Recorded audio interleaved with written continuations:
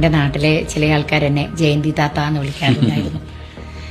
പിന്നെ പല ആൾക്കാരും എന്നോട് പറയും, ഇനിയിപ്പോൾ തട്ടവിട്ട് കാണേണ്ടി വരുമോ, പള്ളിക്കണ്ടി വന്ന് കാണേണ്ടി വരുമോ. എന്നോട് ഹസ്ബൻഡിൻ്റെ അച്ഛൻ പറഞ്ഞത്, മുസ്ലിം ലീഗല്ലേ, അവർ സംരക്ഷിക്കും, പേടിക്കേണ്ട, ധൈര്യമായിട്ട് പോകാം. നമ്മൾ അധ്വാനിക്കുന്നതിൻ്റെ പങ്ക് മറ്റുള്ളവർക്ക് കൊടുക്കണമെന്ന് ആഗ്രഹിക്കുന്ന ഒരു രാഷ്ട്രീയ പാർട്ടി ഇന്ത്യയിലുണ്ടെങ്കിൽ അത് മുസ്ലിം ലീഗാണ്. അദ്ദേഹം കഴിക്കുന്ന ഭക്ഷണമേശയുടെ സൈഡിലൊരു ചെയർ ഇടിപ്പിച്ച് അവിടെ എന്നെ കൂടെ ഇരുത്തി ഭക്ഷണം കഴിക്കാൻ ക്ഷണിക്കുകയായിരുന്നു. എനിക്ക് തോന്നുന്നു എന്നെ സംബന്ധിച്ചത് ഒരിക്കലും മറക്കാനാവാത്തൊരനുഭവമാണ്.